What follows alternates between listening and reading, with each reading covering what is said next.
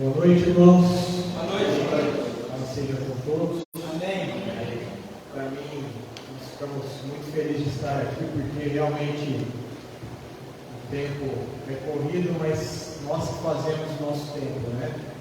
Muitas vezes a gente fala, nossa, não dá as 24 horas do dia para fazer tudo que eu preciso fazer, mas se nós nos organizamos, realmente nós temos esse tempo.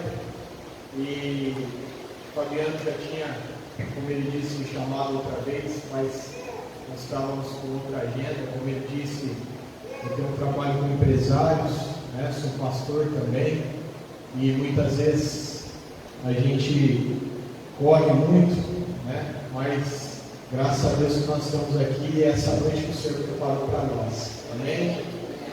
Fico muito feliz também por ter trazido um pedaço da nossa família, né? Alguns amigos que nos acompanham. Nós servimos ao Senhor e para a honra e glória dele, nós estamos onde ele nos manda estar. Também tenho empresa, tenho negócio e sou pai de 3 crianças. Acho que vocês viram a Elis, né? A Júlia, a Sofia e o Henrique. A Júlia tem 12 anos, a Sofia tem 7, completou 7 anos hoje, e o Henrique tem 2 aninhos, né? Então tem que ter uma energia lascada para estar aí educando eles, né? Porque criança a gente não só faz e coloca no mundo, a gente tem que educar, né? A escola, ela traz um ensinamento básico, né? Português, matemática, história, geografia. A educação vem de casa, e é isso que a gente tenta implantar na nossa casa. Filhos de caráter, filhos cristãos, filhos que são embasados na palavra do Senhor, porque a palavra de Deus diz que a gente precisa ensinar a criança no caminho que ela deve andar, para que de velho ela não se esqueça. Amém. Com certeza tem muitos amigos que em algum momento da sua vida eles pensaram em se esquecer do Senhor, mas com certeza quando seus pais colocaram algo quando era criança, eles tiveram um lapso de memória, tiveram a lembrança de que não há outro caminho melhor do que servir a Jesus Cristo. E com tudo isso, Deus me presenteou com essas 3 crianças. Eu e minha esposa Rafaela, que está lá no fundo, hoje ela diz que é empresária de pequenos talentos, porque realmente o Senhor agraciou ela com 3 crianças maravilhosas, e Deus me agraciou com uma esposa maravilhosa, porque eu vejo que se não fosse ela na minha vida, eu não seria nada, né? E se não fosse uma mãe como ela, talvez a gente não teria 3 filhos, né? Porque o Senhor, Ele dá a capacidade conforme, né, Ele sabe aquilo que a gente suporta. E graças a Deus estamos aqui nessa noite. Também sou grato ao Senhor por tudo que Ele tem feito na minha vida, né? Porque a gente precisa ter esse coração grato, né, irmãos? Porque muitas vezes a gente acorda, reclama porque está sol, reclama porque está chovendo, reclama porque o serviço está bom, tem muito serviço, reclama porque não tem serviço, reclama porque acordou com aquele cansaço no corpo, ou reclama porque não tem nada para fazer. E o Senhor tem ensinado cada vez mais a gente, independente da circunstância, ter gratidão no coração, porque Ele comanda a nossa vida. E quando nós temos nosso coração grato, a partir daí Ele começa a construir coisas boas dentro de nós. E é isso que importa. Essa noite, a partir de tudo isso que eu falei, sobre gratidão e sobre nós estarmos com o nosso coração voltado para o Senhor, Deus tem encarregado de uma palavra que talvez seja algo que muitos já ouviram ou não, mas o Senhor, Ele tem me chamado muito para a simplicidade. Muitas vezes a gente está no meio de pessoas que querem ouvir coisas difíceis, coisas que parecem que enaltecem uma ministração, uma palestra, uma pregação, mas o Senhor tem me chamado esses dias para ser simples. Esses dias atrás, Fabiano, eu estava ministrando para 52 homens, mais ou menos, debaixo de uma árvore, com banquinhos de madeira, para uma igreja que os homens estavam no trabalho de homens numa chácara. Eu cheguei naquele lugar e falei, nossa, eu estou me sentindo realizado. Eu já ministrei para 500, para 1000 pessoas, mas aquilo ali me mostrou que Jesus, ele não precisa de microfone, ele não precisa de uma plataforma, ele não precisa de palavras difíceis, ele precisa de corações disponíveis. Ele precisa de pessoas que realmente estejam ali para ouvir aquilo que ele tem para falar e realmente agarrar aquilo com todo o seu ser, com todo o seu coração, para que aquilo comece a trabalhar dentro de si e comece a gerar frutos. Eu estava ali diante daqueles 50 e poucos homens, debaixo de uma mangueira, uma mesinha de madeira, eles sentados ali, e o Senhor falou assim, olha, isso é que eu quero de você nesses dias. Isso que eu quero de todos nesses dias. Todo avivamento, como o Fabiano diz, ele necessita de corações disponíveis. Um avivamento, ele não começa com pessoas em cima de grandes palanques, com muitas pessoas, com pessoas gritando, ou pessoas falando algo que enalteçam naquele momento, mas o avivamento precisa de corações disponíveis. E o Senhor tem chamado corações disponíveis. E para que inicie o avivamento, se você for ver historicamente, você não precisa de pessoas ali renomadas fazendo algo extraordinário para o Senhor. Você precisa que pessoas estejam reunidas em prol de um senso comum, estejam disponíveis para que Deus faça aquilo que Ele quer fazer. Nós vemos agora esse avivamento que aconteceu em Asbury, no Kentucky, nos Estados Unidos. Nós vemos o avivamento da Rua Azusa, que aconteceu no início de 1900, o avivamento da rua. Então, muitas vezes a gente fica esperando algo estrondoso de Deus vindo sobre a terra, algo que nós falamos, olha, vai vir uma terceira onda de avivamento, vai vir algo que vai ser estrondoso diante da terra, e às vezes o Senhor está falando assim, olha, reúna a sua família, comece a plantar um altar dentro da sua casa, estabeleça seus filhos, para que eles clamem a mim, para que eu comece a colocar o avivamento dentro da sua casa, e a partir daí, o avivamento comece a ser exportado para outras vidas. É isso que Jesus quer, corações disponíveis. Amém? E a partir disso, o Senhor me deu uma palavra nessa noite. Sabe, 3 pessoas, eu queria ler 3 trechos com vocês, para depois nós entrarmos na palavra principal. Primeiro trecho, 1 Samuel, capítulo 16, versículo 10 ao 13.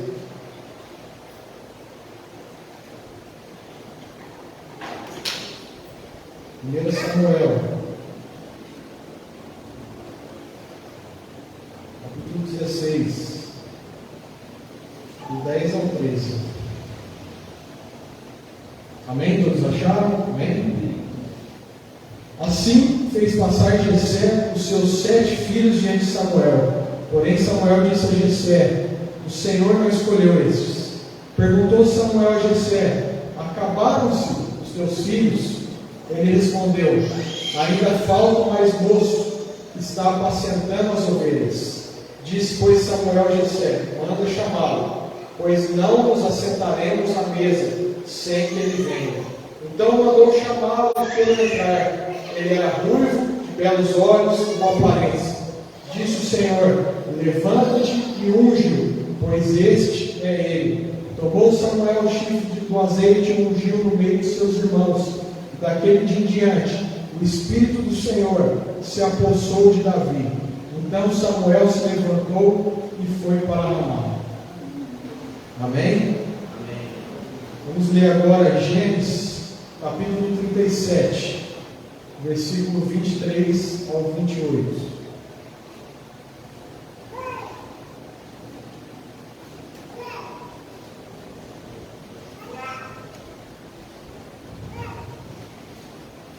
Gênesis 37, do 23 ao 28. Amém? Todos acharam? Amém. Mas logo que chegou José, seus irmãos despiram da túnica. A túnica, talar de mangas compridas que trazia, e tomando, lançaram na cisterna vazia e sem água. Ora, sentando-se para comer pão, olharam e viram que uma caravana de ismaelitas vinha de Gileade. Seus camelos traziam aromatas, bálsamo e mirra, que levavam para o Egito. Então disse Judá a seus irmãos: de que nos aproveita matar o nosso irmão e esconder-lhe o sangue? Vinde, vendamo aos ismaelitas, não ponhamos sobre ele a mão, pois é nosso irmão e nossa carne. Seus irmãos concordaram, e passando os mercadores midianitas, os irmãos de José o alçaram e o tiraram da cisterna, e o venderam por 20 ciclos de prata aos ismaelitas. Esses levaram José ao Egito. E agora vamos ler Atos, capítulo 9, versículo 1 ao 9.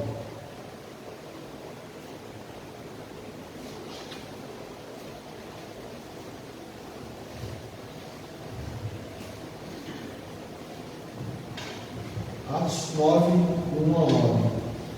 Saulo, respirando ainda ameaças e morte contra os discípulos do Senhor, dirigiu-se ao sumo sacerdote e lhe pediu cartas para as sinagogas de Damasco, a fim de que, caso achasse algum que era no caminho, na época eles não chamavam de cristãos, chamavam os seguidores de Cristo de seguidores do caminho, por isso está aqui alguns que eram do caminho. Assim, homens como mulheres, os levasse preso para Jerusalém. Seguindo ele estrada fora, ao aproximar-se de Damasco, subitamente uma luz do céu brilhou ao seu redor, e caindo por terra, ouviu uma voz que lhe dizia: Saulo, Saulo, por que me persegues? Ele perguntou: quem és tu, Senhor? E a resposta foi: eu sou Jesus, a quem tu persegues. Mas levanta-te e entra na cidade, onde te dirão o que te convém fazer. Os seus companheiros de viagem pararam emudecidos, ouvindo a voz, não vendo contudo ninguém. Então se levantou Saulo da terra, e abrindo os olhos nada podia ver. E guiando pela mão, levaram-no para Damasco. Esteve 3 dias sem ver, durante os quais nada comeu, nem bebeu. Irmãos, aqui eu acredito que vocês prestaram bastante atenção e viram que o primeiro trecho nós falamos de Davi, a respeito de quando ele foi ungido, quando seu pai Jessé apresenta todos os irmãos, e não apresenta Davi. Depois nós vemos um trecho falando sobre a vida de José. José, ele era o irmão caçula até então, depois que veio Benjamim, e José foi vendido por seus irmãos como escravo, para que não fosse morto. Ele foi vendido como escravo.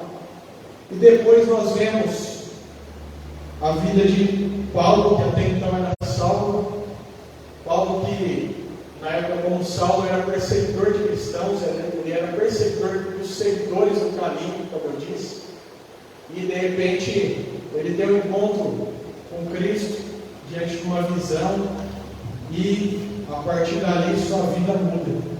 Nós vemos 3 pessoas interessantíssimas, todos dentro de sua geração, de sua história.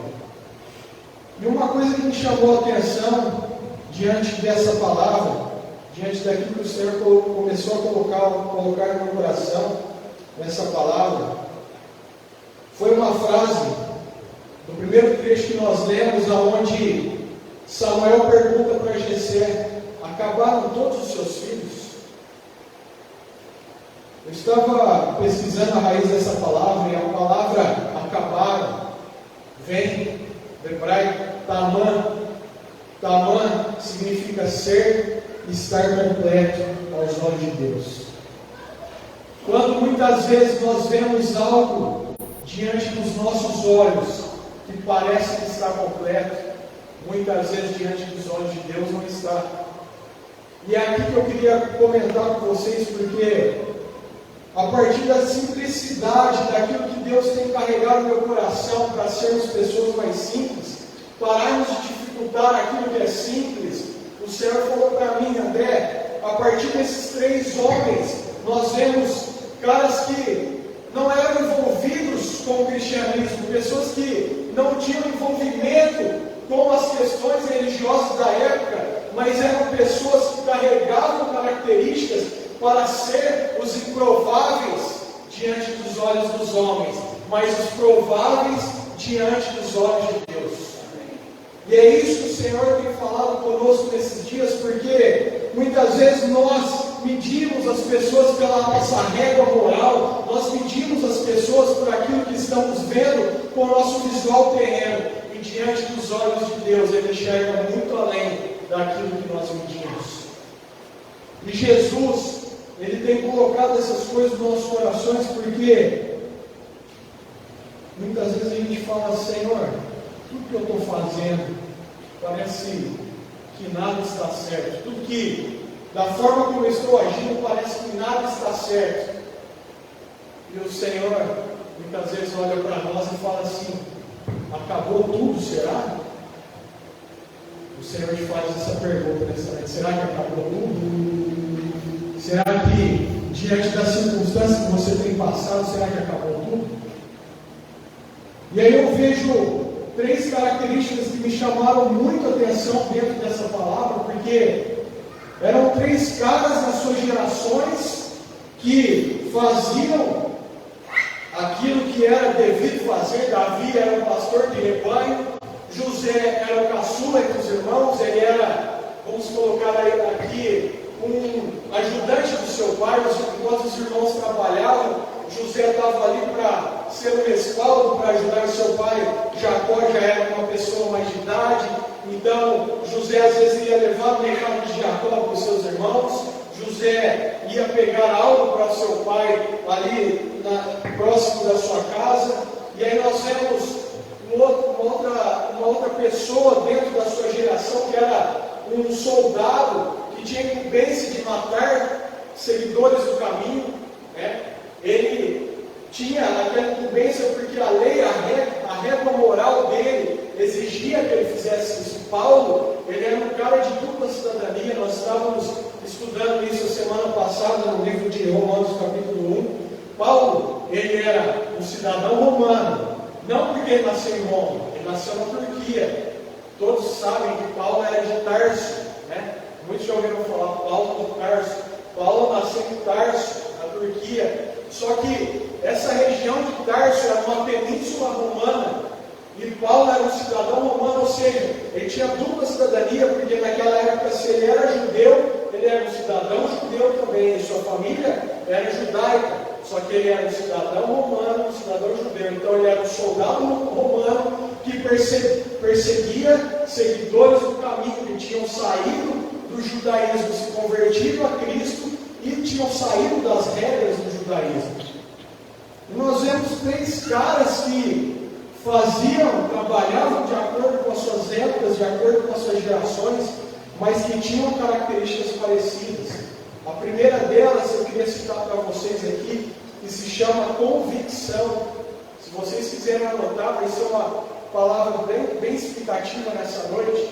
E a palavra convicção, ela vem de nós estarmos certos daquilo que nós estamos fazendo, de estarmos convictos acerca daquilo que temos que fazer. Quantas vezes nós recebemos algo do Senhor e chega talvez o pastor Fabiano aqui, os membros da igreja, ou em um dos ambientes, seja de trabalho, ou seja de estudo, e aí falamos, eu sei que eu tenho que fazer isso, eu sei que tal hora eu tenho que parar de estudar, eu sei que para o meu trabalho melhorar eu tenho que fazer tal coisa, ou eu sei que para a obra de Deus aqui na região crescer eu preciso estar auxiliando o pastor Fabiano, e Deus me deu algo. Só que diante de qualquer circunstância, diante de qualquer situação, nós paramos Diante de qualquer pequeno obstáculo, nós nos deparamos diante daquele obstáculo e falamos: acho que não foi Deus que falou. Quantas vezes é fácil de nós perdermos a convicção que muitas vezes Deus planta no nosso coração. E o Senhor, para que haja algo plantado por Ele, algo estabelecido e algo que venha transformar o nosso interior, para que nós venhamos começar a expor isso que está no nosso interior para o exterior, nós precisamos estar convictos. E muitas vezes, diante de qualquer obstáculo, nós estamos parando. E esses caras aqui, esses 3 homens, eles tinham convicção. Eu peguei esses 3 homens, mas poderia citar outros homens, outras mulheres que tiveram convicção na Bíblia, outras pessoas que estavam convictas daquilo que Deus havia plantado no seu coração, e estavam ali diante de qualquer circunstância, ou diante de qualquer barreira, falando: Deus está comigo. Nós vemos Josué, posso citar Josué, quando ele está diante de uma guerra, acabou ali de assumir o mandato de Moisés. Moisés passa a incumbência dele dirigir o povo, e ele olha para Deus e fala: Deus, o que eu faço? E Deus fala: não temas, seja forte e corajoso, o resto eu faço. E a convicção vem de nós sermos fortes e corajosos. Muitas vezes pode ser que está brotando medo dentro de nós, muitas vezes pode ser que fala: não vai dar certo. Mas se nós não temermos, se nós temos uma palavra que nos torna convictos, nós precisamos estar apenas disponíveis dele. Essa disponibilidade do Senhor tem procurado nos corações nesses dias.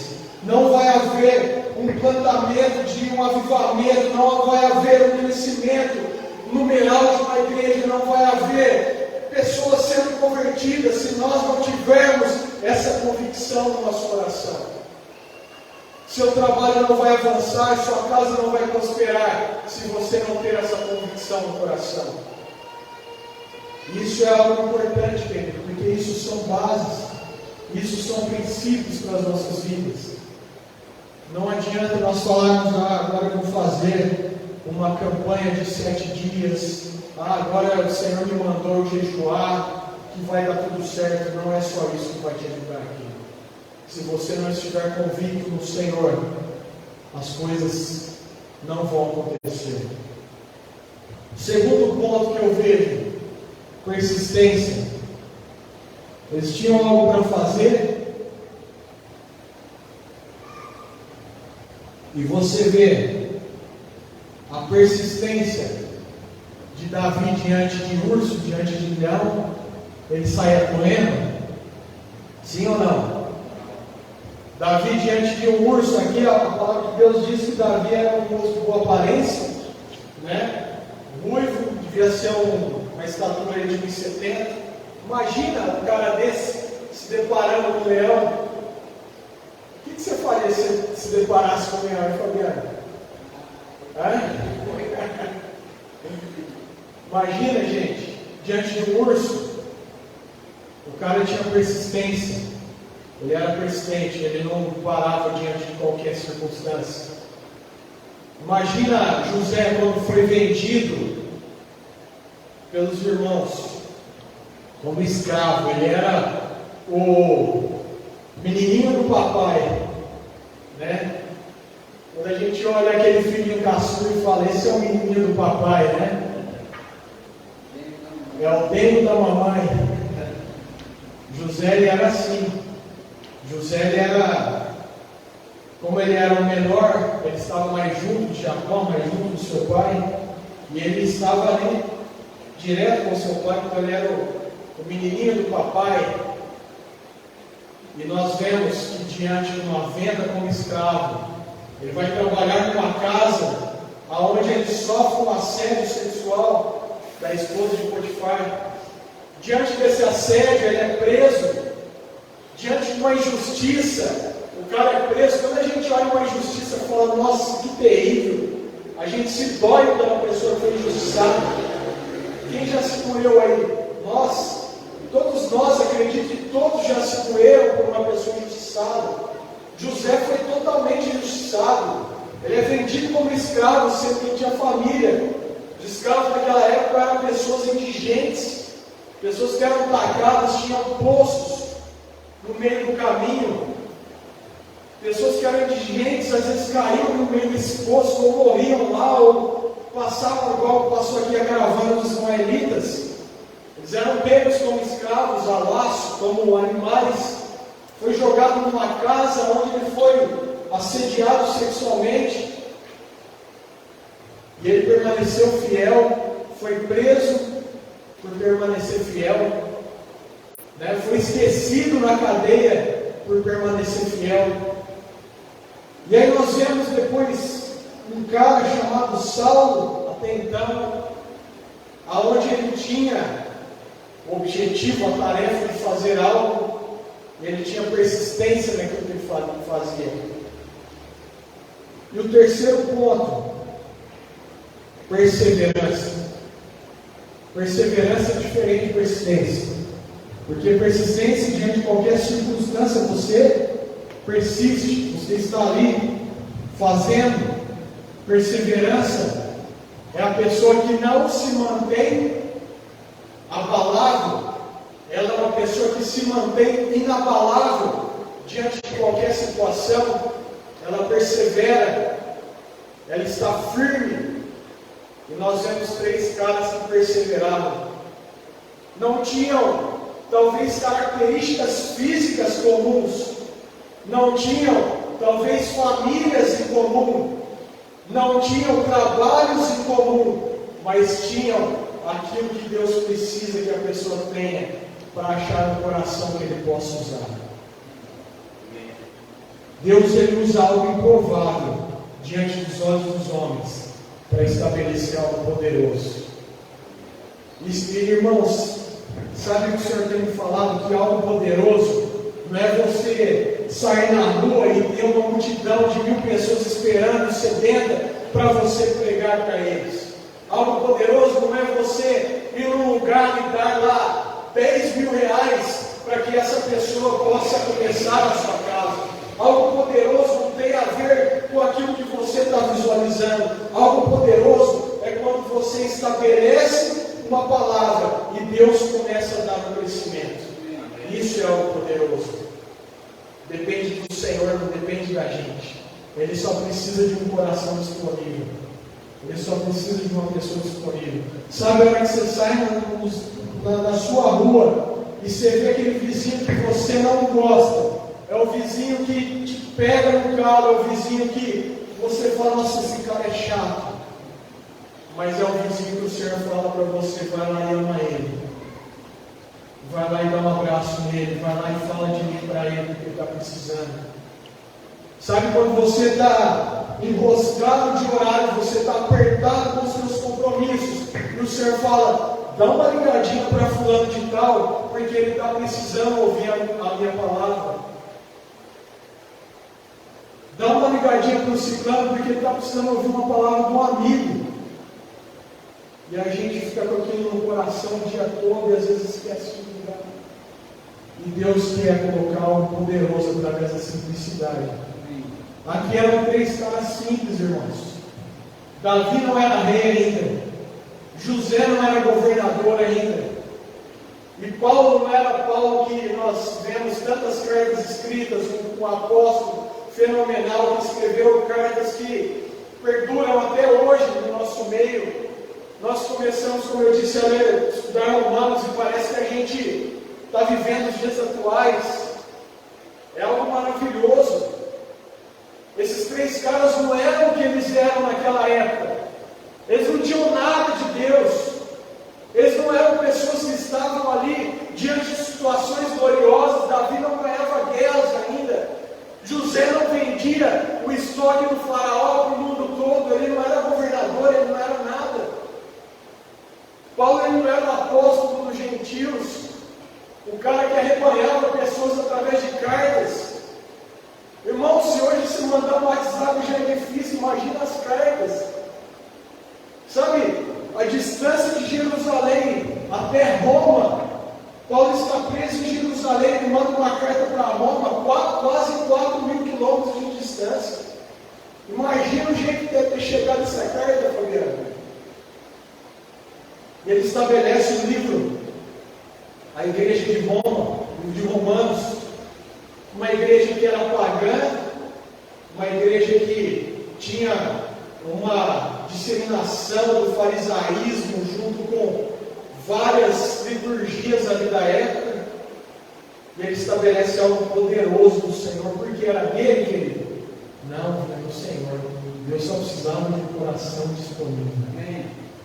Deus só precisava de uma pessoa disponível que estava ali de coração aberto, falando: Senhor, tudo que eu passei, eu sei que eu preciso fazer algo que o Senhor quer que eu faça. Sabe, irmãos, muitas vezes a gente sente um vazio dentro de nós, algo que nada preenche. Não é dinheiro que preenche, não é coisa boa que preenche, não é uma viagem que vai preencher, porque nós somos criados para algo, querido. A nossa existência foi criada para algo. Todos nós fomos criados para um propósito. Ninguém foi criado lá. Deus olha para você, Fabiano, e fala assim: eu vou criar o Fabiano, porque ele vai crescer, ele vai casar, ele vai ter filho, ele vai morrer. Bem, será que é essa a história? Não é, irmão. Não é. Deus nos criou para algo. E aí, a partir daí que eu queria explicar para você sobre essa criação, sobre o propósito do Senhor nas nossas vidas. Eu queria que você abrisse o livro de 1 Coríntios, a carta do apóstolo Paulo à igreja de Corinto, capítulo 1.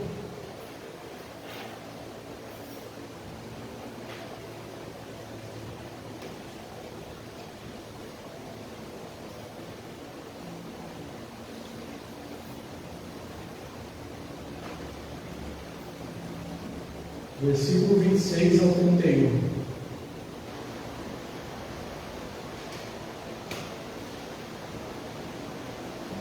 Eu estou lendo na Almeida Revista, né? Eu vi que vocês usam a Almeida atualizada. Eu gosto muito da NVI, que é a nova versão internacional, mas como desde o começo eu vi ali a A, comecei a ler aqui na Almeida Revista, que é parecido. Então o versículo 26 diz assim, aqui, 1 Coríntios, capítulo 1, 26 ao 31. Irmãos, reparai, pois, na vossa vocação, visto que não foram chamados muitos sábios segundo a carne, nem muitos poderosos, nem muitos de nobre nascimento. Pelo contrário, Deus escolheu as coisas loucas do mundo para envergonhar os sábios. Escolheu as coisas fracas do mundo para envergonhar as fortes. Deus escolheu as coisas humildes do mundo e as desprezadas, e aquelas que não são, para reduzir a nada as que são, a fim de que ninguém se vanglorie na presença de Deus. Amém? A matemática de Deus não é a mesma que a nossa. Deus, ele escolhe tudo ao contrário, para confundir e para falar assim: a glória pertence a mim. Que ninguém se vanglorie diante da glória do Senhor. Ele escolhe aquilo que para o mundo é loucura, para envergonhar os sábios. Escolhe aquilo que para o mundo é fraqueza, para envergonhar o que é forte, porque para Deus nada é impossível. Para Deus não há desculpas que o façam existir. O Senhor, ele não quer nos usar pela habilidade que a gente tem, tá? Porque eu toco muito bem, então eu entendo que eu tenho que ser um músico. Porque eu sou um bom empresário, eu entendo que a partir daí ele vai fazer algo através dos empresários. Não é só isso. Deus, ele olha a essência que a gente tem. No livro de Apocalipse, capítulo 2 tem uma carta à igreja de Éfeso, que ele fala assim: olha, vocês repelem a prática dos nicolaítas, que eram prostitutos da época, vocês não aceitam os falsos apóstolos, vocês são os caras top, mas olha, eu tenho um negocinho que está atrapalhando vocês. Vocês perderam o primeiro amor. Vocês perderam as práticas do primeiro amor. E amor, querido, a tradução desse texto é o relacionamento entre irmãos, é a convivência entre irmãos. Sabe, muitas vezes nós estamos tão engajados naquilo que nós achamos que temos que fazer, naquilo que nós achamos que a nossa vida vale, dentro do nosso trabalho, dentro das coisas na igreja, dentro do nosso cotidiano, que nós estamos esquecendo da essência do amor. Estamos muitas vezes virando máquinas, pessoas que sabem fazer, pessoas que entendem o que precisam fazer, e falamos: Deus, vou fechar uma janelinha aqui, fechar essa janelinha, eu sei o que eu tenho que fazer, então eu vou fazendo. Se eu tiver alguma dúvida, eu abro a janelinha e te pergunto, tá bom? Não é isso que Deus quer de nós, querido.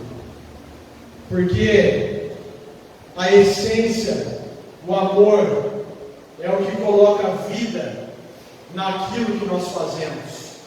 Deus, ele não estabeleceu fazeres humanos, ele estabeleceu seres humanos. Então, ser é melhor do que fazer. E muitas vezes nós estamos perdendo a nossa essência, perdemos aquilo que o Senhor vê em nosso coração como essência, perdendo aquilo que está disponível dentro de nós, que o Senhor plantou desde o nosso nascimento. Estamos fazendo, achando que estamos agradando ao Senhor. Essa essência, ela precisa de alguma forma novamente ser despertada em nós. Não vai haver avivamento, querido, não vai haver uma família estruturada, não vai haver prosperidade nos seus negócios, se nós começarmos a perder a nossa essência. Porque tudo fica automático, as coisas ficam automáticas, e vocês já viram um carro automático? É um exemplo bobo, mas me veio agora na mente. Quem gosta de acelerar sabe que o carro mecânico é muito mais gostoso de acelerar do que um carro automático. O carro automático que você pisa parece aqueles carros de velho, né? Eu tenho automático, Agora, quem gosta de acelerar, pega um carro mecânico na mão e troca as marchas. Brunão tem um velho, né, Brunão? Gosta de acelerar e você troca as marchas. É diferente, querido. A nossa vida precisa muitas vezes sair do automático. A nossa vida precisa deixar de estar no automático. Nós acordamos cedo, tem um relógio que já toca. Aí começa o nosso itinerário. 8 horas eu tenho isso, 9 horas eu tenho isso, meio-dia eu tenho um almoço, 1 hora eu tenho isso, 5 horas eu tenho que buscar as crianças, 8 horas eu tenho essa agenda. E cadê o tempo de Cristo na sua vida, querido? Eu não estou falando somente que você tem que entrar no seu quarto e fechar a sua porta. Eu estou falando que nós precisamos parar de andar no automático e começarmos a andar pelo Espírito. O Senhor, ele procura corações disponíveis a partir do momento que as pessoas começam a andar por Ele. Essas pessoas, como eu citei, Davi, José e Paulo, eles tinham algo que buscavam na essência. Eles não conheciam o Deus da essência ainda, mas tudo ligava a eles à essência. Ninguém consegue alcançar algo se não se tornar disponível, aberto e flexível. Vocês já viram vara dura? Você envergar ela e ela só ficar flexível, ela quebra na hora. Você, Marcinho está aqui, pescador nato, vai tacar uma vara para pescar um peixe. Você está com uma varadura, dependendo do tamanho do peixe, você quebra ela na hora. Nós precisamos estar flexíveis, abertos, disponíveis. E aí, as três principais características que eu falei desses três caras, elas vêm a partir do momento que nós começamos a andar pelo Espírito, a partir do momento que nós começamos a gerar fé no nosso coração.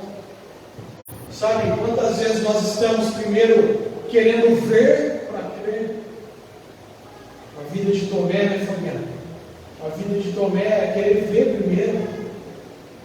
Paulo, ele tem um certo versículo no livro de Atos que ele está explanando a pregação dele e fala assim: crie, por isso falei. Então você acredita antes, você tem fé antes, para causar convicção na sua mente e você começar a externar aquilo que Deus tem encarregado no seu coração.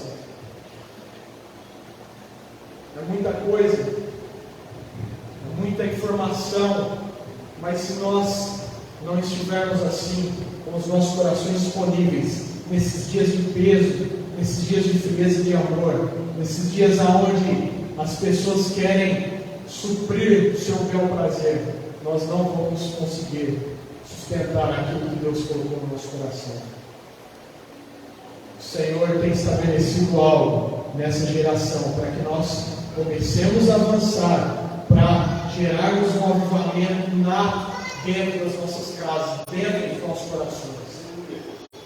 Mas nós precisamos ser disponíveis. Aí eu te pergunto, a partir do momento que nós vamos ao encontro desse chamado do Senhor, quando Ele fala assim, ali tem um coração disponível, ali tem uma pessoa que está disponível para mim, ali tem as características de um coração disponível, ali ele deixou de andar no automático e começou a andar pelo Espírito, começou a ouvir a minha voz, começou dentro do trabalho, dentro da sua vida particular, dentro daquilo que ele faz, começou a ouvir minha voz. Aí a gente começa a falar assim: não, mas o que eu tenho que fazer? Qual que é o meu chamado? Qual que é o meu propósito? Uma ilustração simples, uma ilustração resumida. Sabe quando você começa a sentir e a perceber o propósito que Deus tem para a sua vida? Quando você cruza aquilo que você tem de habilidade com a missão de Cristo. Como eu disse para vocês, não é só a habilidade que vai fazer você chegar no lugar. Você precisa ter a missão de Cristo estabelecida. E qual é a missão de Cristo, irmãos? É igual a escola dominical. Ide por todo o mundo e pregar no Evangelho. Amar a Deus sobre todas as coisas. Ama o teu próximo como a ti mesmo. Isso é a missão de Cristo. Sabe, a gente fica construindo muitas vezes muitas regras na nossa vida, muitas leis que causam algo em nós, que em vez de nos aproximarmos do Senhor e nós termos uma aproximação genuína com Ele, nós estamos nos afastando dele. A missão de Cristo é simples, querido. A missão de Jesus, ela não é algo inatingível. A missão de Cristo é simples. Pega a tua vocação, aquilo que o Senhor colocou, que você tem ardência no seu coração. A minha vocação é trabalhar com empresários, a minha vocação é pastorear. A sua vocação talvez seja trabalhar com crianças, a sua vocação seja talvez tocar um instrumento, ser um músico, mas casa ela com a missão de Cristo, porque só você fazendo não vai dar certo. Mas quando você casa com a missão de Cristo na sua vida, o negócio explode. E aí, a partir de uma pessoa, algo poderoso começa a ser estabelecido. É isso que Cristo quer de nós, irmãos. Ele não quer nada escondoso. Sabe, eu costumo falar sobre propósito. É como se nós soubéssemos que nós temos que sair daqui de Rio Preto agora à noite e ir para São Paulo. E aí nós pegamos um carro no escuro, nós sabemos que para ir para São Paulo nós temos que pegar a rodovia Washington Luiz e depois a rodovia dos Bandeirantes, e aí a gente liga a luz desse carro, Essa luz vai iluminar o seu caminho daqui de Rio Preto até São Paulo, sim ou não? Não vai iluminar, querido. Essa luz vai iluminar o seu carro 10 metros para frente dele. Você não sabe se você vai encontrar uma lebre no meio do caminho. Você não sabe se você vai encontrar um cachorro no meio da estrada, vai bater no cachorro. Você não sabe se vai furar um pneu no meio do caminho. Você não sabe, mas você tem a convicção que você precisa chegar em São Paulo. E aí você liga a luz do seu carro, começa a enxergar 10 metros para frente, e você vai indo. Passa 10 metros, vai enxergar mais 10 metros. E passa mais 10 metros e vai enxergar mais 10 metros. E é assim a nossa vida. A gente sabe para onde a gente quer ir. Nós sabemos o nosso encontro com Deus. Sabe quando Paulo fala, esquecendo-me das coisas que ficaram para trás, toda aquela vida que ele tinha de perseguidor de cristão, toda aquela vida que ele tinha de uma pessoa que não estava dentro do propósito do Senhor, ele fala assim, eu prossigo para o alvo, porque eu sei do prêmio que eu tenho no Senhor, eu sei do prêmio que eu tenho em Cristo Jesus, a vocação que está nele. E a mesma coisa da nossa vida. Nós precisamos entender que nós não entenderemos tudo. A nossa vida não é um livro aberto onde nós sabemos o que vai acontecer amanhã. A Bíblia fala em Mateus capítulo 6, basta cada dia o seu mal. Por que vocês estão ansiosos? E muitos ansiosos, muitas pessoas com ansiedade dentro de si. Mas eu posso te dizer que o Senhor cuida de cada um deles. Cristo cuida de cada um deles. Amém? 3 homens improváveis que se tornaram potência nas mãos do Senhor. Deus, ele procura corações disponíveis. E as bênçãos, ela persegue esses corações disponíveis. Quando eu digo bênçãos, não só bênção material, mas tudo, a prosperidade. Se você for estudar a raiz da palavra prosperidade, ela não tem a ver com bênçãos materiais. O homem próspero é aquele que evoluiu. A mulher próspera é aquela que evoluiu. Como é que você era quando você estava na escola, ou há 5 anos atrás, ou 10 anos atrás, como você está hoje? Como você era no ano passado, como você está hoje? Você tinha um filho, hoje você tem 2 filhos. Você tinha um carro ruim, hoje você tem um carro melhor. Você morava de aluguel, hoje você mora melhor. Sua família não estava em paz, hoje ela está em paz. Depende de um parâmetro total, querido. Muitas vezes nós ficamos focando só naquela coisinha. Fala assim, não, se Deus quiser isso, está bom. Querido, a palavra de Deus diz que aquilo que a gente pensa e imagina, o que Deus pode fazer na sua e na minha vida é muito maior. Aquilo que Deus pode fazer na sua vida nessa noite é muito maior do que você imagina. Você precisa só estar com o coração disponível. Provérbios capítulo 16, versículo 3 diz assim: consagre ao Senhor tudo que você faz, e os seus planos serão bem-sucedidos. Consagre ao Senhor. Pare, deixe de levar ao automático, consagre a Deus e fala, Senhor, eu tenho esse projeto, o que o Senhor acha? Eu estava vindo para cá e comentei algo com a minha esposa sobre alguns planos que eu tenho, e ela falou, vamos orar, vamos consagrar a Deus, porque às vezes Ele tem algo melhor do que aquilo que você pensa. Sabe? Tem até um ditado que diz que se você não consegue ouvir o Espírito Santo, ouve pelo menos a sua esposa.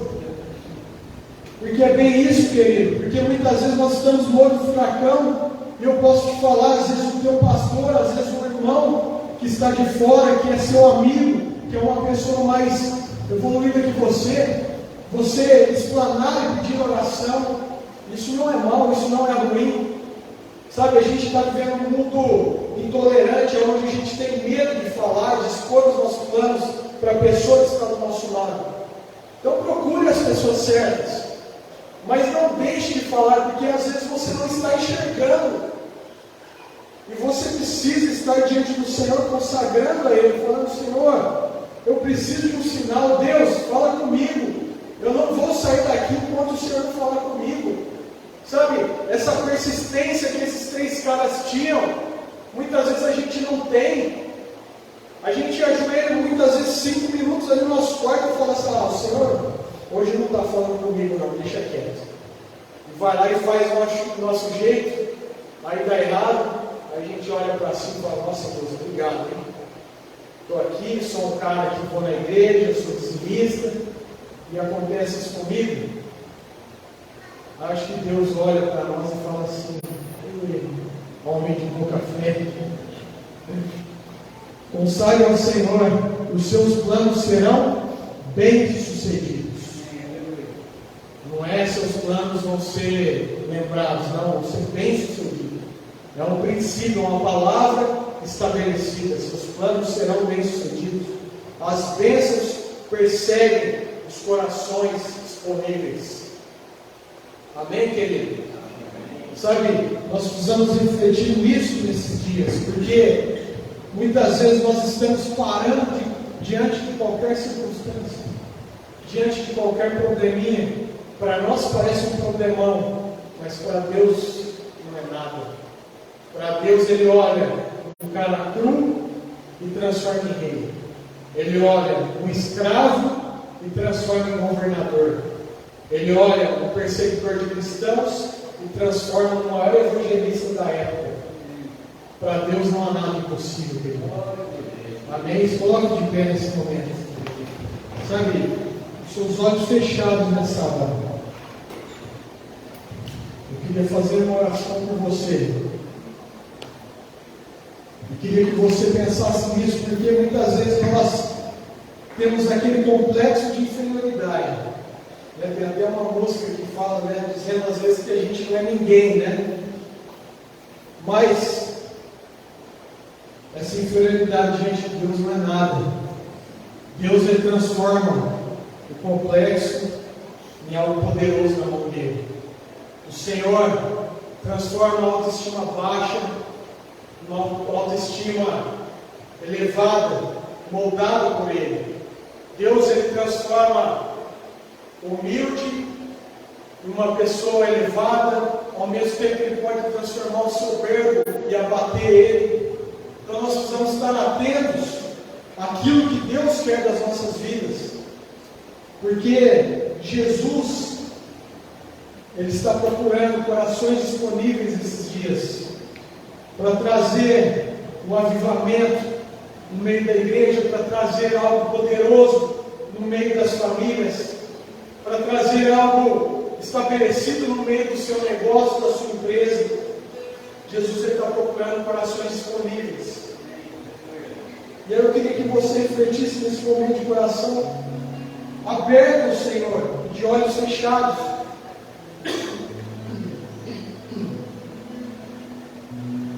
Sabe, reflita tudo aquilo que você já viveu. Reflita nesse momento tudo aquilo que você já passou, desde a sua juventude, da sua adolescência, do tempo que você lembra de histórias. Depois você talvez começou a trabalhar ou estudar e aí se formou, ou avançou no seu trabalho, no seu profissional. E tantas coisas que o Senhor já fez na sua vida. Lembre-se de onde Jesus te tirou e aonde você está hoje.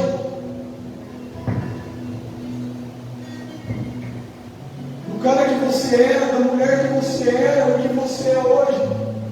O amadurecimento que você teve. As palavras que Deus já te deu. Sabe, muitas vezes a gente fica esperando palavras, eu vou em tal lugar porque Deus vai falar comigo ali. O Senhor já falou com você, querido. Deus já estabeleceu várias palavras na sua vida. Sabe, a Bíblia diz que nós precisamos muitas vezes trazer a memória daquilo que nos dá esperança. E o Senhor já falou tantas coisas boas ao teu respeito e você fica necessitado de ouvir coisas novas, Deus não vai repetir aquilo que Ele já falou ao seu respeito. Ele vai apenas fazer a partir do momento que você estiver com o coração disponível. E a partir daí, querido, volte à essência. Pare de ser um cara só habilidoso, mas volte à essência. Volte para aquilo que Deus te chamou para ser. Volte para aquilo que o Senhor colocou em você na simplicidade. As coisas que o Senhor já te dotou, que você fazia com maestria, muitas vezes deixou de fazer. Algo que te traz prazer, algo que você fala, Senhor, isso me dá prazer, porque ao mesmo tempo que estou fazendo, estou ajudando pessoas. Querido, o propósito não tem a ver só com você. O propósito é coletivo.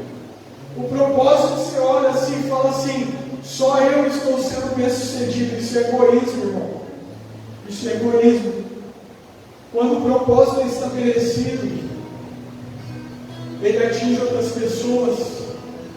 Ele atinge as pessoas que estão ao seu redor, ele atinge as vidas que estão ao seu redor. E Deus quer estabelecer essa essência, essa disponibilidade no nosso coração, essa convicção. Oh Senhor, nós pedimos misericórdia nessa noite, Pai, nas nossas vidas, Jesus. Nós estamos aqui, Senhor, com os corações quebrantados, Pai, para pedir que o Senhor tenha misericórdia de nós, Pai. Porque muitas vezes nós queremos caminhar pela nossa noção, Jesus. Nós queremos fazer aquilo que nós achamos que é certo, Pai. Mas nessa noite nós queremos declarar, Jesus, que não somos nada sem o Senhor na nossa vida, Jesus. Nós queremos declarar a dependência total do Senhor em nós, Pai. Nós queremos declarar que queremos voltar à essência daquilo que o Senhor nos criou, Jesus. Arranca toda dificuldade, Senhor, que muitas vezes nós temos trazido para a nossa vida. E coloca mais simplicidade em nós, Jesus. Coloca mais um coração simples em nós, Jesus. 3 caras aqui que foram citados, Senhor, que tinham corações simples, Pai. Nas suas épocas, Senhor, faziam as coisas com maestrias, mas nós temos aqui corações simples, disponíveis, Senhor. E nessa noite eu te peço que o Senhor venha colocar um coração desse em nós, Pai. Um coração que é semelhante ao teu em nós, Jesus. Que ao falarmos, Senhor, ao agirmos, não sejamos nós, mas o Senhor falando e agindo através de nós, Pai. Em qualquer situação, Pai, seja na nossa casa, seja no nosso trabalho, seja nos nossos negócios, seja no estudo, na faculdade, seja no meio da nossa família, Pai. Não sejamos nós falando ou agindo, mas seja o Senhor estabelecendo paz, o Senhor estabelecendo alegria, o Senhor estabelecendo direções que vão trazer prosperidade para todos, Deus. Em nome de Jesus, Pai, nós te damos graças nessa noite, Pai. Nós queremos te louvar e te adorar, Pai, porque sem o Senhor nas nossas vidas, não queremos ir para nenhum lugar, Deus. Em nome de Jesus, Senhor. Obrigado, meu Deus. Opera, Senhor, em cada coração. Opera em cada vida, Senhor.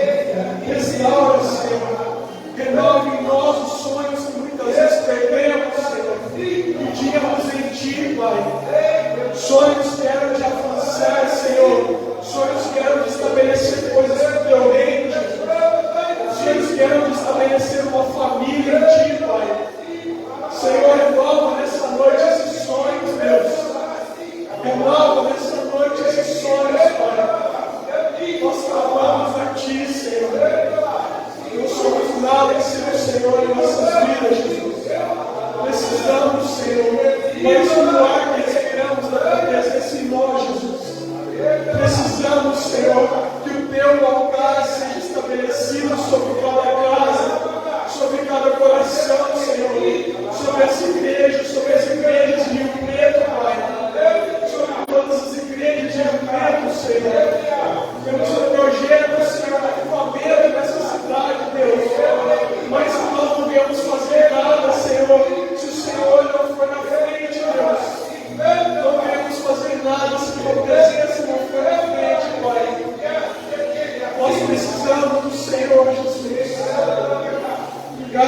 Deus. Obrigado, Senhor. Obrigado, Jesus. Aleluia, Jesus.